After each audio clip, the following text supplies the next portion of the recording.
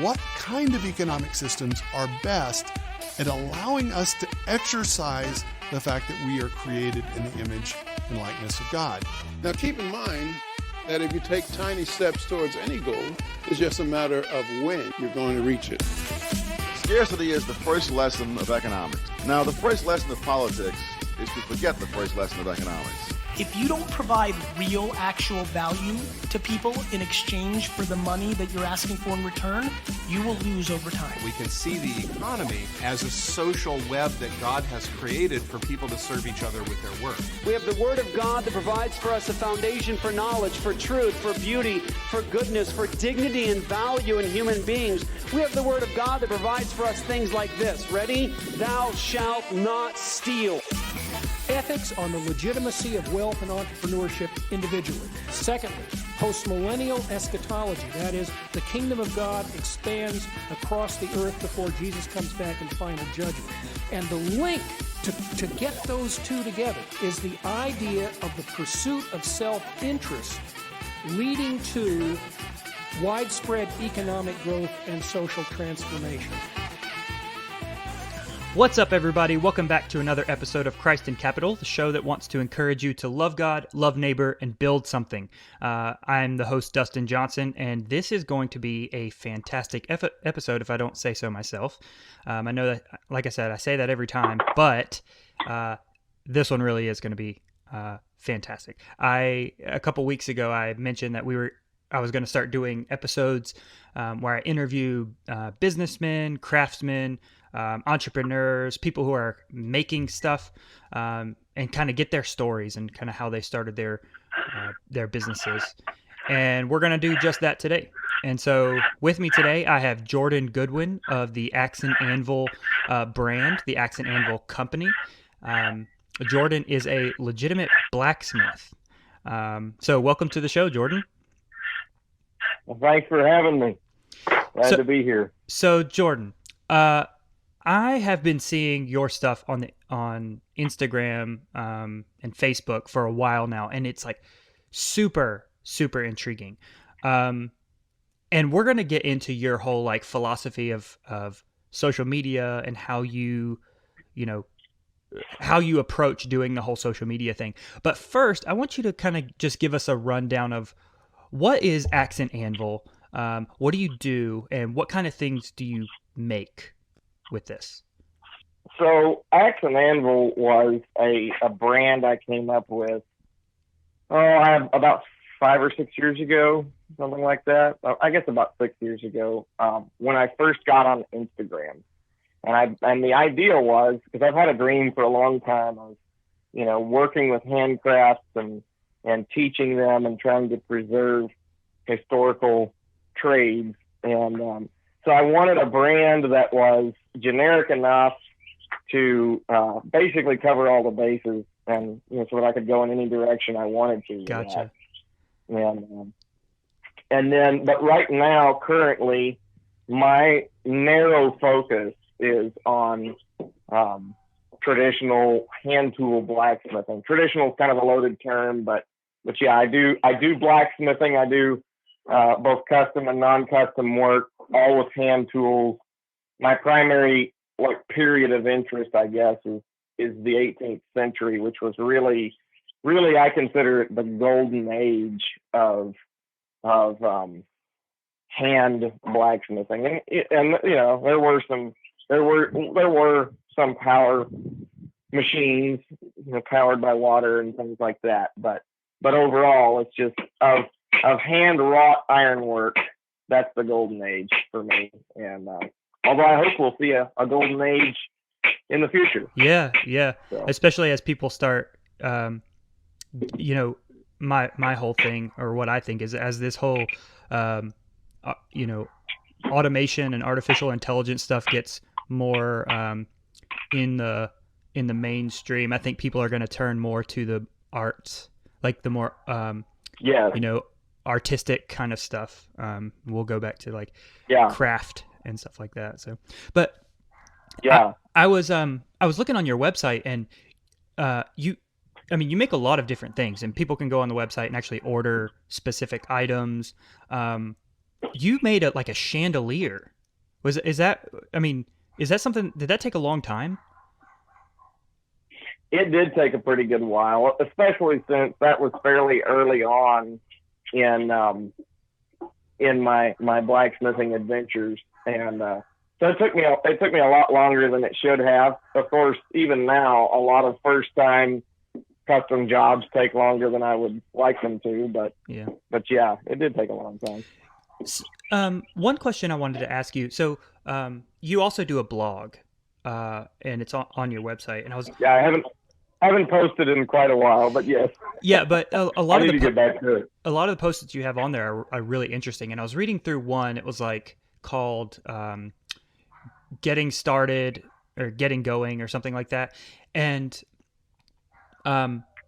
so I want you to kind of give people the backstory. You originally had a different company that we were making money through, or a different avenue that you were making money, and you decided that you wanted to kind of do the switch. Tell us what that was like. Right. Well, so the previous company or business was it was something my in-laws actually started before my wife and I married. And by the time we were getting married, they didn't want to do it anymore. And so we just took that from them. And what we were doing was making miniature, like antique style iron beds. And so they were fabricated, parts were bent and cut and welded into miniature iron beds for dolls, pets, photography props for infants and toddlers, etc. And it was profitable. We never grew it very big. We never grew it beyond basically a subsistence level, a pretty bare bones subsistence level for us. Did you have like a social media? Was there. Did you have a social media presence with that one? We did a little bit, although that was one of the real negative aspects about it for us was it just wasn't something that my wife or I really cared about. Oh, gotcha. And so, it was, and she's very artistic and very, very skilled with sewing and stuff like that. And so she was able to make all kinds of cutesy things to go along with the bed. And she's good with photography and all of that. So there were lots of things that we were able to do with it, but just it wasn't easy to talk about. Gotcha. Yeah. You see what I'm saying? So it wasn't easy to make it a very personal brand for us because our hearts just weren't really in it. Yeah. And I mean, we were enthusiastic about making really high quality, heritage quality items that could be passed down generation to generation. I mean, those beds were solid steel, and without being like left out in the weather or something like that, like they would literally just basically last forever. Yeah. And so, but that was something we were excited about and could get behind, but just overall, doll beds and fabrication were not not just a favorite subject for either of us. So anyway, what was the transition like? The blacksmithing thing. To give a little bit more backstory, my wife and I both we kind of got married because of our similar interests and backgrounds in in basically all things history. We're both history buffs, big time. Yeah. We both had dreams of having kind of an old fashioned homestead. And so I've wanted to get into blacksmithing for as long as I can remember, but it was with the goal of just being able to learn to make my own tools and hardware to use on a homestead. And so it was always something I knew I wanted to get into. Of course, I had no idea what all was involved, but anyway, so a few years into the bed business and marriage, I was just kind of plodding along with the bed business, not really taking it anywhere. Mm-hmm. And that was all, I'm not saying that was a good thing, but, I definitely wasn't as good a steward of that business as I could have been. Right. But anyway, just kind of plodding along with it. And I was sort of kind of complaining to a friend about the issues I was having with, the self-discipline to really work on that business. And he encouraged me, because I'd been messing around with a little bit of blacksmithing at the time. I had made a few things. I'd made a set of hardware for our porch gate and stuff. And he encouraged me to take the tools that I had, that I'd been collecting, and build a very, very small, minimal, just as little as I could get away with, shop to set my blacksmithing tools up in. Mm-hmm. Yeah, because I had nothing. I was doing it outside, and you built that. So I did. And did you build that shed or that? Yes. Well, it depends on which one you're talking about. Because on the website you'll probably see pictures of both of our shops. Okay. The one that I started out in was a 10-foot square, 3-walled lean-to shed. Okay. And so it was tiny, and I had to cram a forge and an anvil and a bench and all that in there, and that worked great. I used that for 2 years, and I made a lot of money out of it. But when I decided to quit the bed business and go full time as a blacksmith, I knew that small shop just wasn't going to cut it. Yeah. And so then we started at the same time that I quit taking orders for the bed, which was January 1st of 2019. Then I started construction on the new shop, and it's still a tiny shop by most people's standards, but it feels huge to me coming out of 100 square feet. My blacksmithing space is 16 by 22, and then I have a 16-foot square room adjacent to it that will be eventually a woodworking shop. Awesome. Yeah. So it's, like I said, go ahead. I was going to just encourage the listeners to actually go to your Instagram account and, follow you, but, just take a look at all of the, daily content that you're putting out. You can get a feel for like what all you do every day. It's just super interesting stuff. Yeah. And I mean, the content thing is something we can get to, but I really welcome any feedback on, like what else people would like to see, because I kind of get in mental ruts with content creation of just showing, my work, my blacksmithing or whatever. And then I kind of realized, I need to be giving more context. When was the last time I posted context photos of the inside or the outside of the shop or whatever, But anyway, so back just to finish off the story, if that's, you want to finish off the story of how I got going with the blacksmithing? Or? Yep. So I started the blacksmithing thing as a side hustle. I developed a couple of simple products and listed them on Etsy, started an Etsy store and a website. The friend that encouraged me to do it helped me get the first version of our website off the ground, which was extremely generous of him. Okay. And helped me with ideas for product. And I started selling things right away. On Etsy? And yes, and good or bad, and through Instagram and stuff. Okay. Mostly on Etsy. And what that did was that forced me to practice. It forced, selling things forced me to get out to the shop and make them. You like jumped in the deep end. It's like, oh wow, people want this stuff.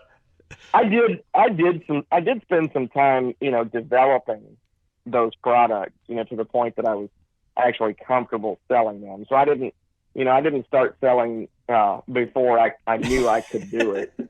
But yeah, it forced me to practice. Well, so fast forward, I did it part-time for 2 years, and I just got more and more business. I got more and more busy with it, and I learned a lot about business and content creation and social media marketing and branding and just the whole enchilada. And it just got to the point where the blacksmithing, I couldn't do both. I couldn't keep up with the blacksmithing business and the fabrication business at the same time, and I certainly couldn't grow either one. Mm-hmm. And so it wasn't like I just quit cold turkey one thing before I'd even really gotten my feet under me with the other. Uh-huh. You know, the blacksmithing thing was well established by the time I decided I just couldn't do both. We decided we couldn't do both, and that was about, we gave ourselves about 2 months or so, maybe a little more than 2 months. So it was sometime in October, I think, of 2018 when we decided that, you know, it was time to switch. And then we decided we would stop taking orders for the beds January 1st. Okay. And then I had a bit of a backlog to catch up on after January 1st, but we quit taking orders for the beds and started building a new shop and really kind of just plugged along with the shop build, really busy with that, and just doing enough work here and there to survive for a good part of 2019, and then been trying to really grow the business since then. And I think what's interesting is people don't really know, and what I didn't know, and I would never have known, is that the Axe Anvil account, Instagram account, all this stuff that you're doing is not that old. I mean, you've progressed a lot in what, 2 years, 2 or 3 years? Right. And right. So something interesting to note. Yeah. Just to interrupt you because this will help with that picture is I was on Instagram for 4 years and just very, very, very occasional posts about all kinds of random stuff that I was into. And in 4 years I got to 5,000 followers. This was with the Axe Anvil brand or just your personal? Right. My Axe Anvil, well, it's one and the same. The Axe Anvil, my accounts always had that name. Okay, gotcha. So that yeah, and I don't remember when we came up with the logo. I want to say, yeah, I can't remember when we came up with the logo. But anyway, so in 4 years I got to 5,000 followers. Well, I had been listening to, I just absolutely binged the podcast Made for Profit. Okay. I'm going to plug it. If you're any kind of maker at all, and even if you're not really, even if you want to just learn about social media marketing and branding and content creation and stuff, it's a great podcast to listen to. And, okay. And I recommend going all the way back to the beginning, like go through them all. But, I mean, there'll be an episode or two. There always is. You know, I didn't enjoy the episode on CNC machines, but anyway, so I've been listening to them and some other things, and you know, some Gary V and just different resources. And I guess it was about August 2018. I decided to kind of kick it into high gear with the Instagram account. And I started posting, not an average of 3 times a day, but I started trying to post 3 times a day most days. Okay. And I started trying to post videos as much as possible. Yeah. And started trying to post regular stories. And the videos especially, just I saw my growth just explode. And this is before full-time blacksmithing. So this is still, it included some blacksmithing, but it also included, you know, other just random stuff that I was doing. Things around the farm, things that I would, you know, it still included the beds and the welding and stuff like that. And anyway, so in 2 months, it took me 5 years to hit 5,000 followers. 4 years, excuse me. in 2 months, I doubled that. And you think it was I the went from videos? Absolutely. Yeah, that's awesome. The videos and the consistency. Okay. Because there were posts that got a lot of engagement. There were pictures that got a lot of engagement too. But Yep. I do think the videos were really where it was at for the growth. But anyway, so in 2 months, I went from 5,000 to 10,000. And in 2 more months, I went from 10,000 to 20,000. Wow, that's awesome. And yeah. And I've slowed down since, and there's been changes in the algorithms and whatever. I'm not gonna blame my slow growth on that per se, but it is a factor. My growth has slowed down a lot. But it is a factor. But I know this might sound arrogant, and Darrin Doan would probably crucify me for this, but right now, I don't really care about just massive growth. I really, really want to just double down on quality, not necessarily quality of content. I mean, obviously we all want high quality content, right? But I don't want quality at the expense of consistency and authenticity and all that stuff. And so, I don't want to get, as Darrin says, too precious about my content creation. Yeah. So I'm, growth is great, but the other thing is the biggest factor though in my I guess my content game right now is just I'm really, really trying to get a handle on being really productive in my physical work. Okay. And so I don't ever use the excuse, or very, very rarely, I don't use the excuse that I hear from a lot of people that, I'm just too busy to make content. That's not my thing right now. Yeah. What is my thing is I have a very specific direction I'm trying to go with my physical work, and a bigger following and more exposure right now is not really, and again, Darrin would probably have a thing or two to say about this, but it's not really what I need. Mm-hmm. Like, it's always great, but like I'm drowning in work.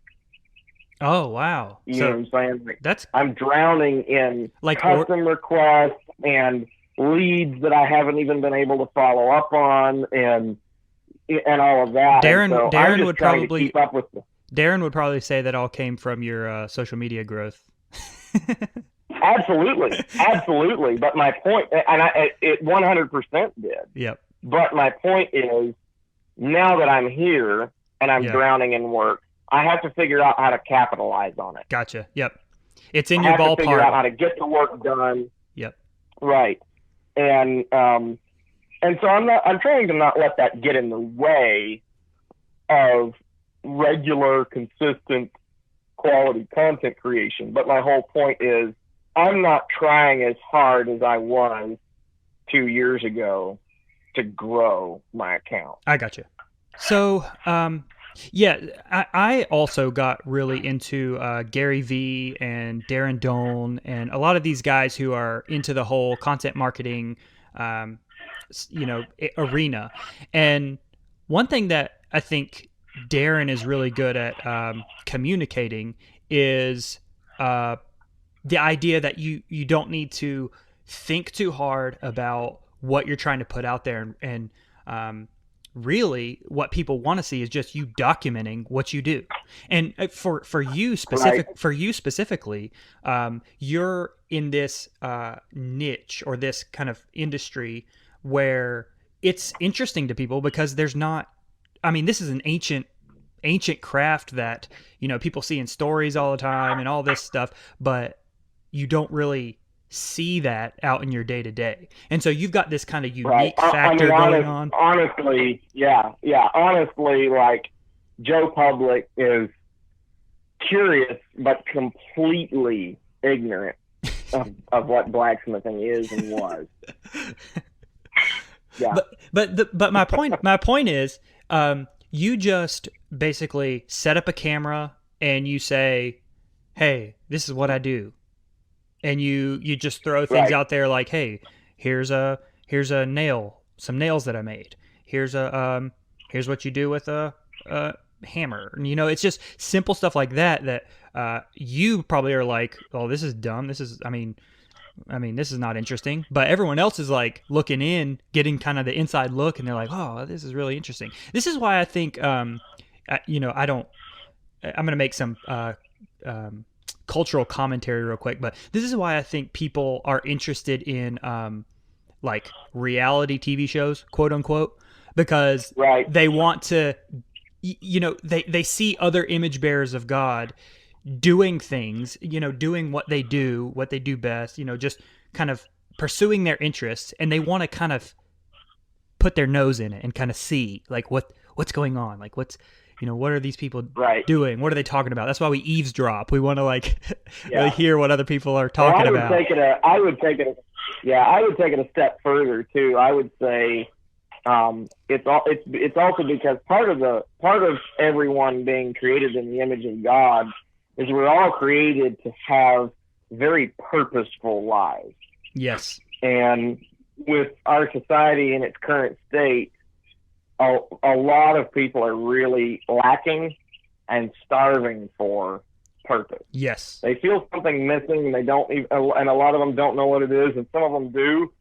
And so it's really, really appealing to see other people that appear to have purpose. Pursuing something. Yeah, like there's a goal, there's a direction, where we've kind of like in pop culture have swallowed the nihilistic, purposeless universe kind of thing. It really takes the fire out of your craft. Anything that you want to do, it's kind of like, well, for what? But yeah, man, I don't want to go down that rabbit trail because I can definitely go for days on that kind of stuff. Right. but yeah, so yeah, you're just me too. You're just like documenting. You're setting the camera up, just film something. And I think a lot of people, if they kind of tune into that and they start thinking, how can I use my craft? How can I do what I do and just kind of set up a camera or set up a microphone and just talk or something like that and just get it out? I think they would start seeing that there's value to that and people want to see that. I struggle with it. I struggle with it with the Christ in Capital brand. Like I get, as Darrin would say, I get precious, where I think I've got to put out like this really quality stuff. I got to think real hard about what I'm, going to put out there. And then if I think really hard about something and then I put it out there and no one likes it, like crushes you. And it's like, it can get difficult. And so I've got to learn that. But I think what you're doing is awesome. Like it's perfect. And people latch onto it. Yeah. Yeah. I almost don't want to admit it sometimes, but I do think, that I have it somewhat easy with, my craft and whatnot. Because it's so visually appealing and the subject is so interesting and whatnot. But it is still just as much, I think, a challenge for me as it is for any other content creator to give what's really important, which is the overall picture of, what and why and where and who, and, the context for what I'm doing. You know what I'm saying? Yep. Yeah. But yeah. It's tough, but we live in a social media age. And I think you've kind of done this thing where you've married this, like I said, this ancient craft with this new medium in such a beautiful way. And I know you've written about how, compliments are a sticky thing for you because, people don't have the full backstory and all this stuff. But I just want to encourage you that you are really doing, you're really doing a great job. People see it. Well, I appreciate it. It's just really, really interesting stuff. But so one other thing I wanted to ask you was, where are your customers? Where are your customers? Are they mainly on Instagram? Do you get like local people? Is it more like really, from people far away? Like where are your customers coming from? It's a pretty wide variety. I mean, in numbers, like of orders and whatnot, most of my customers currently are just random people through Etsy. Okay. But just as far as like numbers when it comes to income, it's a pretty wide variety. I get a lot of custom work through Instagram, all over from people all over the place. But also some of the biggest jobs, most of the biggest jobs I've done have been for people fairly local to me. Okay. And but most of those relationships started somehow or a couple generations back, came through Instagram, through networking through Instagram. I gotcha. Okay. So, so, and occasionally I've gotten bigger jobs from people finding my stuff on Etsy and being like, hey, I like this, but can you do this instead? Okay. And whatnot. So yeah. It's a pretty wide variety. What's the difference between? I've picked up on this, but what's the difference between the custom and the you called it production work? Yeah. So what I'm calling not custom is basically just some of these items started as custom jobs, but it's basically an item, what I consider a production item. It's not necessarily something I just make. It's not always something I make a ton of all the time. It's an item that I've developed, I've prototyped at the very least. Like I said, sometimes it started as a custom job, and then, and I figured out exactly what the cost was in time and materials, and then listed it as an item on my website and Etsy store. Okay. Gotcha. Yeah. And then custom work's just that. Sometimes it's stuff totally out of the blue, and inquiries come from friends. They come through Instagram. They come through Etsy. Excuse me. And it's like the custom work is just that. It's people saying, "Hey, can you do this?" Okay. And then then I have to figure out, well, yes I can, or no, I don't want to, or whatever, and figure out how to do it.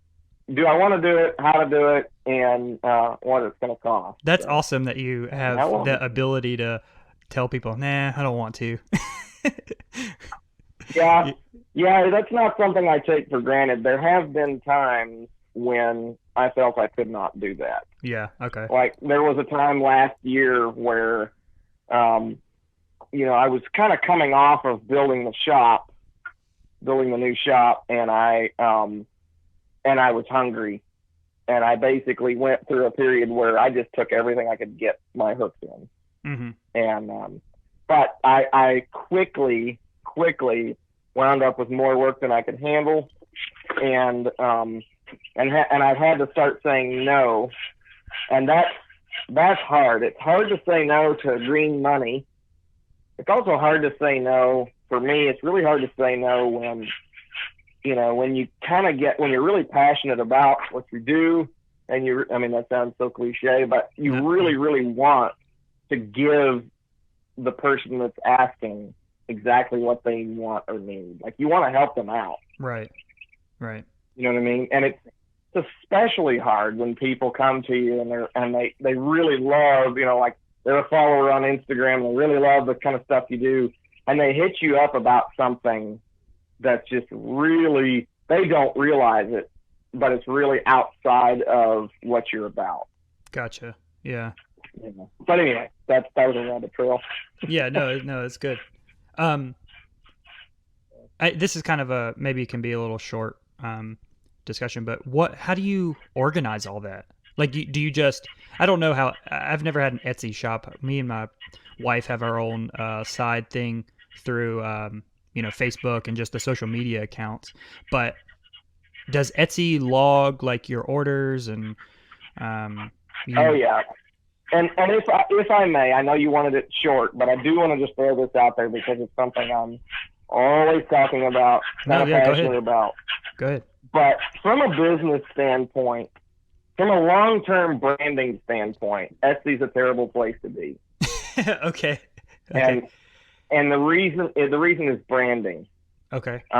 If you really want mental real estate, if you really want your brand to be in people's heads, to be top of mind, then selling on Etsy, Amazon, eBay, any of those places, those pre-existing platforms, is not healthy for long-term branding because, and especially Etsy. Etsy's focus is handmade or, it's not what I consider technically handmade, but, it's small maker type stuff. Right. Or vintage. And when someone, 99% of the time or more, when someone buys something off Etsy, they're not going to say to the person that asks them, well, where did you get that? They're not going to say, well, I got this from Axe Anvil on Etsy. Oh, gotcha. They're going to say, well, I got this off Etsy. Yeah, that's a good problem. Point. That's a great point. So Etsy owns that mental real estate. You don't. Gotcha. Yep. And Amazon Handmade is going to be the same way. eBay is the same way. Like, there's a very, very, very dedicated small minority of people for each of these platforms that have gotten into it to the point where they do focus on you, the seller. Yeah. And they will talk you up. But overall, that's not the case. So would you? But then the flip side of that is, Etsy's biggest downside is also the biggest advantage for a young maker business. Yeah, that's what I was going to ask. Yep. That is because they have mental real estate with a lot of people, and they have real estate in SEO and related things. They're going to come up high in Google searches and stuff. Then, if you have a quality product, you can start selling immediately on Etsy because there's an established market of people looking for handmade or vintage or small batch type goods. Yep. And I was going to ask, like, if we want to like encourage people to like start their own stuff, like maybe they're just making woodwork or something in their garage, or they're doing some sort of like handcraft stuff that they're good at. I was kind of discouraged when you were like, yeah, Etsy's terrible, but I'm like, I guess it's a good thing. Like, you would want people to start there, like get started, get your feet under you. Right. But the ultimate goal should never be make Etsy your final platform, your platform that you're going to do your whole business on. It should be kind of like the jumping off point to get to your own website or your own online presence. And that's exactly what I was going to go with it. Like, that's exactly what I tell people is like, start right now figuring out how you're going to do a website, whether you're going to learn how to do it yourself or you're going to have somebody else do it. Like, do it. Like, that's not an option. You need to be committed to that. Okay. But also start an Etsy store. Yeah. If whatever you have fits, whatever you have to sell, if it fits within the scope of Etsy, which is a pretty broad scope, then get on there and get stuff listed and figure Etsy out too. Figure out keywords and all of the rest of it. It's definitely something to take. I have an Etsy store now. A big chunk of my income is still coming from my Etsy store. Okay. Doesn't mean I like it that way, but it's it's not something to avoid altogether. It's just you need to be aware of the ramifications if you want to build a long-term brand. Right. And it's difficult because all those big guys have the traffic. But ultimately, you would want to establish the brand to the point where people are looking you up in Google rather than stumbling upon you at Etsy or Amazon or whatever. Right. So which that brings up another point that aggravates me. Just a quick note. Yeah. I do get constantly annoyed that my Instagram followers will decide they want to buy something from me. This happens all the time. Decide they want to buy something from me. They'll go Google, instead of going to my bio, clicking the link, whatever, they will go Google Axe Anvil, and then they'll go straight to my Etsy store because it comes up, top of the list, and buy through Etsy. And I've got to figure out why people are more comfortable with Etsy than my secure website.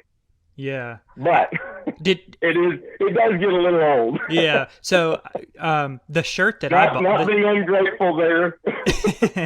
The shirt that I bought, I purchased it on the website. You could see that, right? Like your feed tells you where it came from, right? Or your Yep. Yeah. So yeah, and totally. And to everyone who's listening, go check out the website. Like it's really like it's minimalist. It's minimalist, but it is like polished. It's very eye catching. It's appealing. It's easy to navigate. It's a really good. Gets all the credit. It really is. Maybe Squarespace gets a little credit, but she gets most of it. Trust me, I have a little website for Christ in Capital, but it's like WordPress, and I'm terrible at WordPress. I'm so bad at it. But that's another story. Okay, so we had WordPress before we had Squarespace. Yeah, it's tough. Okay, so one thing I wanted to ask you real quick. I hear that you're doing something in the background. What are you making? What are you in the business or the process of making? So I'm currently making a tool.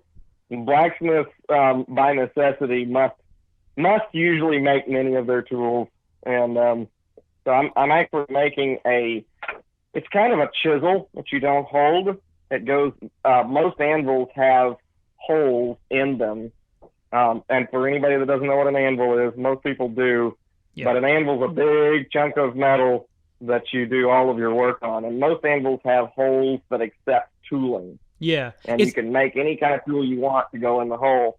So I'm making the square hole that is in most anvils is called a hardy hole. And I'm making a tool to fit in the hardy hole to score nails before I break the nail loose from its parent stock and make the head of the nail. Yeah, I saw the video of you doing that where you have the nail and you're like hammering it, but then you take it over to this little like upward pointing chisel looking thing and you just hammer the nail on that chisel.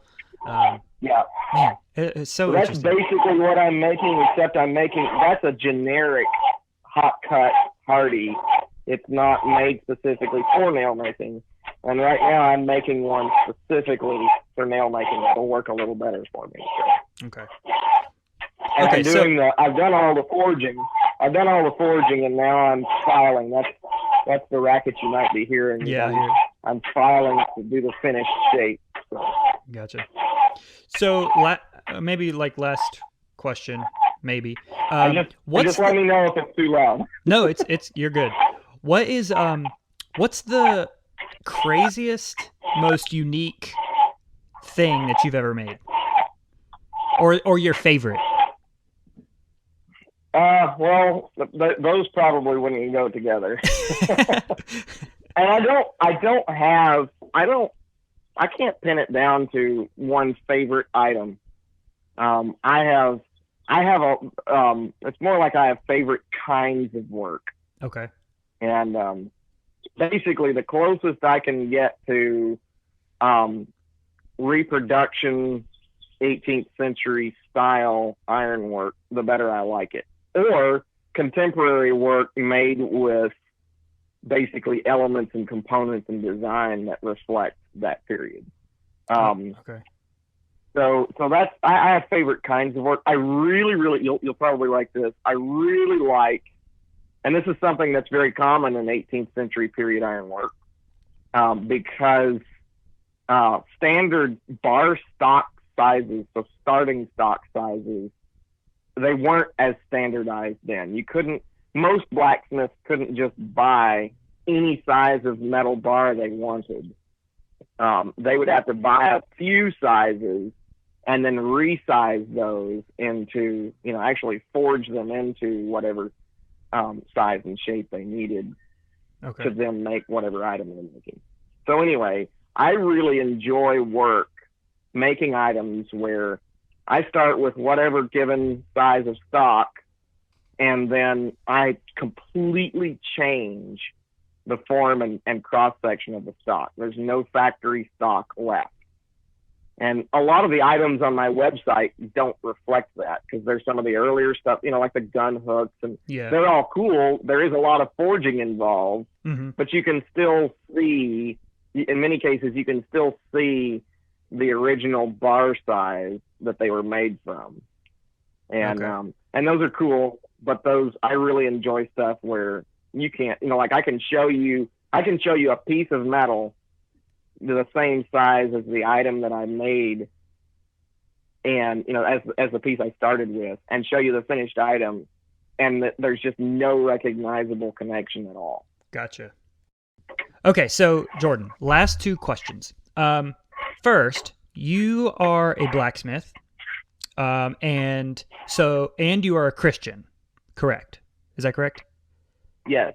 So that means that your favorite Bible verse must be Proverbs 27:17 that says, "As iron sharpens iron, so one man sharpens another." Is that correct?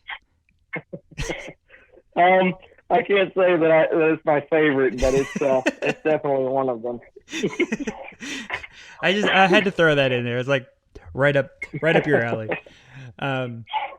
Okay, so as we're kind of closing this out, if you could talk to all of the Christians out there, or just anyone who's, into a certain craft and have a side hustle, or they're doing a hobby on the side of their regular 9 to 5, and they want to start growing it or start pursuing it to make money on the side, what would be kind of your advice to people like that? Like your best piece of advice? Well, the first best piece of advice is get started. And, to go with our friend Darrin Doan's advice, Darrin has so much good advice along this line, but start creating, start practicing, whatever the trade is. If it's a physical trade like blacksmithing or some kind of woodworking or whatever, don't wait, get going, because especially a lot of the old time trades and skills that, require that are mostly, oriented towards actual handwork, they take a lot of practice if you want to really get good. Okay. And so you cannot start too soon.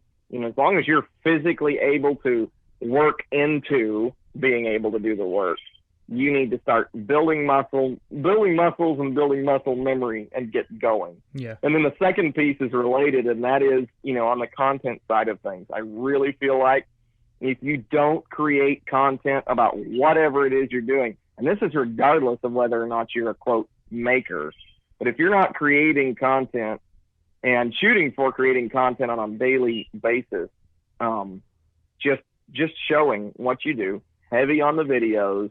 Good pictures are good too, but if you're not creating content around what you're doing, you're leaving a lot on the table, and you're basically throwing away a lot of value for yourself and others that's there. I mean, it's kind of like, would you walk by $100 bill that was laying in the gutter? I wouldn't. And that's what That's what doing something without making content about it is like. Gotcha. Is you're going to pick one great looking blackberry off of the vine for a country boy illustration and leave another identically luscious one next to it just sitting there. So Good. That's a perfect analogy. probably the weirdest analogy ever, but it works. No, it is like we're like we were talking about earlier. We live in this social media age, and I know Gary Vee talks about it a lot. And for those who don't know who Gary Vee is, just a content warning, a lot of language, just FYI. But he says, we live in this age, and the currency, our new currency is attention, right? Attention is where the money's at. And I know he's kind of focused on like growing your business and monetizing whatever you do and all this stuff. But it really is like attention is the currency of our age. And so, right. Keep that in mind.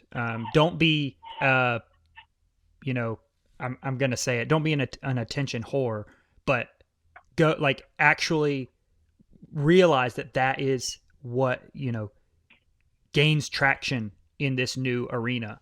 A lot of people can take it the wrong way, and they do these, really unethical, dumb things just to get attention on their, YouTube platforms and stuff like that. Don't be like that. We're, as Christians, we've got an ethic. We've got we have guidance. We have a standard that we need to uphold, namely, the glorification of God and representing Him well in the world. And that's through our craft. So I hope people, Christians especially, hear this episode and this kind of stuff, and they get encouraged to go out and actually make stuff. They put their boots on the ground and just start making, building something. Right. It's baby steps. Walmart was not built in a day. So is that how the saying goes? It's baby steps. Start small, get big. Baby steps. All the way up. Yes. Yes. Yeah. And just another thing too, I'd add to that is just, when you're talking about the standard that we have to uphold, there's a lot of pitfalls with social media, and a lot of Christians bring those pitfalls up as reasons to basically, whether they say it or not, this plainly, basically to not use it or to not use it very much. And I'm not at all going to step on anybody's Christian liberty to decline to use social media to whatever extent. It's very easy to be used by it. But I'll point out that all of the best, most powerful forces for good in God's world are usually the most dangerous. So be aware of the dangers and take steps to avoid them. Yeah. But the dangers themselves don't make the thing bad. I hope this analogy is okay. Cut it out if you want. But, marriage and sex are a good example. Yes. Yep. Some of the best things in God's creation, extremely, extremely dangerous, and so much room for sin and temptation. Yep. Doesn't make them bad. Mm-hmm. And, so it's a good analogy. Alcohol. Risk management or risk acceptance. People get into gambling and get addicted to gambling, but risk, risk assessing and all that stuff. That's good. We're called to manage our risks well and take risks. Man, I've never really thought about it like that. That the best things usually do come with dangerous paths. Great responsibility. Yes. Awesome. All right. Well, Jordan, thank you so much. Actually, I want to read this real quick, just for everyone to get an idea of, what you're doing on your blog. I was reading through it, and I thought this quote was perfect. This is on Axe Anvil blog. It says, "As a Christian, I believe that all people generally have some sort of gifting or calling, something that they are particularly disposed to be good at, and that it is part of our makeup as individuals that no two people have the exact same set of skills, knowledge, intellect, etc. And there are definitely rare examples of child prodigies. But I've also come to believe that rarely is our gift to be especially good at something without having to work hard to learn it." And I think that's perfect. If you're going to if Christians or anyone, craftsmen, anyone is going to take anything away from this, I hope that's something that sticks. You have something that God has given you. You have something, some character trait or some interest or some skill or something that God has given you to, make a return in the world, to provide value to someone else. But that does not mean that it doesn't require honing. Your craft is always needs to be improved and bettered, and you need to find ways of using that to provide value to other people. And I hope people are encouraged by this interview to go out and actually start doing that, start making something, building something, whatever. But Jordan, thank you again so much for coming on and talking to me about this. This was such an awesome episode. And I'll let you get back to what you're doing, but where would you like people to go to get in touch with your content? What's kind of the best place to get in touch with you? Yeah. So thanks for having me. It's been a lot of fun. Always too short. But yeah, so, and you shouldn't put all your eggs in one basket and only use one platform.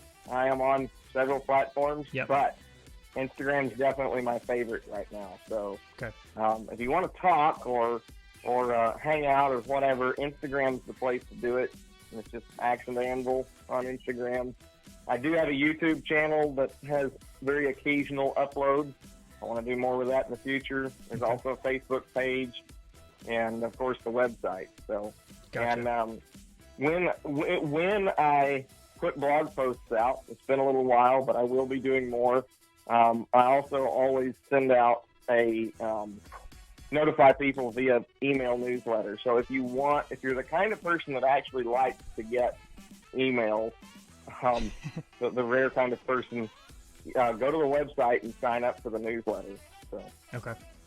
Perfect. Yeah, and I'll try to link a lot of that stuff in the show notes so people can direct link to it. But man, cool. This was such an awesome episode. Thanks again. And for the listeners, go out and start doing something.